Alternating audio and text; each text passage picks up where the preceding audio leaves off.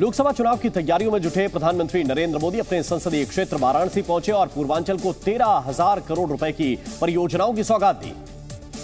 साथ ही पीएम मोदी ने एक सार्वजनिक कार्यक्रम में सीएम योगी के साथ खुली जीप में सवार होकर लोगों का अभिवादन किया। लोगों ने भी फूल बरसाकर प्रधानमंत्री का स्वागत किया। इस मौके पर प्रधानमंत्री ने राहुल गांधी पर बड़ा हमला किया। कांग्रेस के युवराज परिवार ने क्या कहा, वो कह रहे हैं और काशी की धरती पर आके कह रहे हैं, काशी के नौजवान, यूपी के नौजवान नशेड़ी है। प्रधानमंत्री ने दावा किया कि एनडीए को यूपी में सभी 80 सीटों पर जीत मिलेगी। साथ ही उन्होंने विपक्षी गठबंधन को भी आड़े हाथ दिया। तभी तो हर चुनाव के दौरान साथ आते हैं और जब परिणाम नील बटा सन्नाटा आता है तो ये एक दूसरे को गाली देते हुए अलग हो जाते हैं। कांग्रेस पर तुष्टीकरण का आरोप लगाते हुए प्रधानमंत्री ने कहा कि इन्हें अयोध्या और काशी में मंदिर से भी नफरत है। काशी में शुरू हो रहे देश के सबसे बड़े अमूल प्लांट का उद्घाटन भी प्रधानमंत्री मोदी ने किया। इस प्लांट से पूर्वांचल के दूध कारोबारियों को फायदा होगा और युवाओं को रोजगार मिलेगा।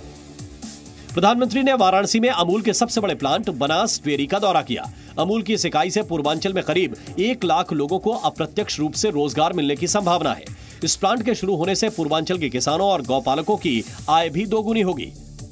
मोदी ने तो गारंटी दी है कि जिस पूर्वी भारत को विकास से वंचित रखा गया, उसको विकसित भारत का ग्रोथ इंजन बनाऊंगा।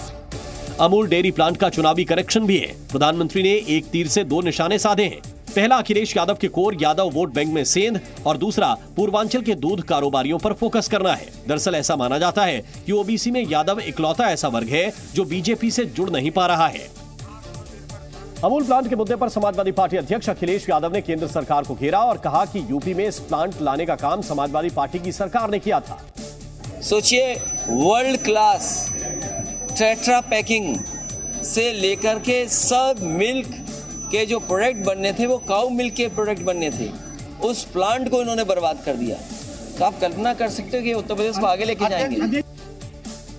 लोकसभा चुनाव से ठीक पहले वाराणसी में अमूल बनास डेयरी प्लांट की शुरुआत कर प्रधानमंत्री नरेंद्र मोदी ने आर्थिक के साथ साथ चुनावी समीकरण भी साधने की कोशिश की है, क्योंकि दूध उत्पादन और गौवंश पालन का काम आमतौर पर यादव समाज का पारंपरिक व्यापार माना जाता है। उत्तर प्रदेश में ओबीसी की तमाम जातियां बीजेपी के साथ जुड़ चुकी हैं, लेकिन यादव समाज अब भी बीजेपी से दूर समाजवादी पार्टी के साथ खड़ा हुआ है। पूर्वांचल और उत्तर प्रदेश से सटे बिहार के कई जिलों में यादव मतदाता अच्छी खासी तादाद में हैं और कई सीटों पर जीत हार तय करने की ताकत भी रखते हैं। डेयरी एक्सपर्ट्स का कहना है कि वाराणसी में अमूल प्लांट को रोजाना 10 लाख लीटर दूध की जरूरत पड़ेगी। दूध की यह सप्लाई वाराणसी के आसपास के जिलों और बिहार के सीमावर्ती जिलों से होगी और इसका असर यह होगा कि पूर्वांचल और बिहार में यादव समाज के हजारों लोगों का व्यापार बढ़ेगा और उनको रोजगार मिलेगा। ऐसे में अगर बीजेपी को यादव समाज का वोट मिला, यूपी और बिहार की कई सीटों पर विपक्ष का गणित बिगड़ सकता है। यानी इस अमूल बनास डेयरी प्लांट के जरिए बीजेपी यूपी में समाजवादी पार्टी और बिहार में राष्ट्रीय जनता दल के वोट बैंक में सेंध लगा सकती है।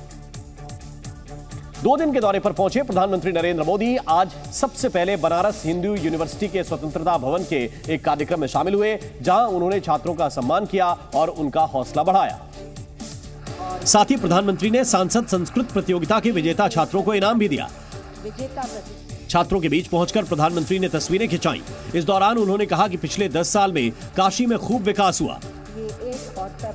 इस समय महादेव को अति आनंदमय है, खूब प्रसन्न है महादेव।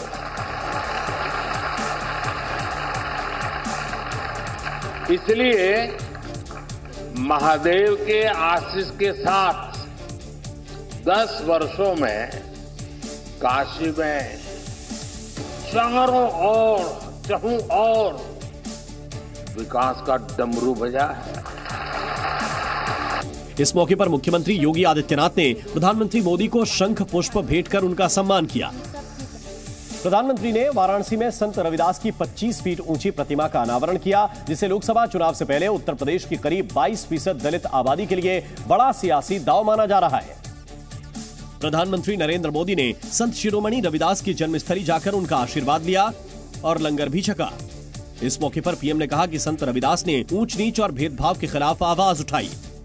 रविदास जी ने समता और समरसता की शिक्षा भी दी और हमेशा दलितों, वंचितों की विशेष रूप से चिंता भी की। इसके राजनीतिक मायने भी निकाले जा रहे हैं। संत रविदास को दलित संत के तौर पर जाना जाता है। उत्तर प्रदेश के साथ हरियाणा और पंजाब में संत शिरोमणि रविदास को मानने वाली बड़ी संख्या में हैं। यूपी में रैदास समुदाय संत रविदास को अपना इष्ट मानता है, तो वहीं पंजाब हरियाणा में दलित सिख भी रविदास को इष्ट मानते हैं।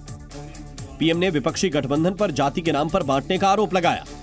हमारे देश में जाति के नाम पर उकसाने और उन्हें लड़ाने में भरोसा रखने वाले इंडी गठबंधन के लोग दलित, वंचित के हित की योजनाओं का विरोध करते हैं। इस वक्त एमएसपी के मुद्दे पर पंजाब और हरियाणा के किसान दिल्ली की सीमाओं पर डटे हैं।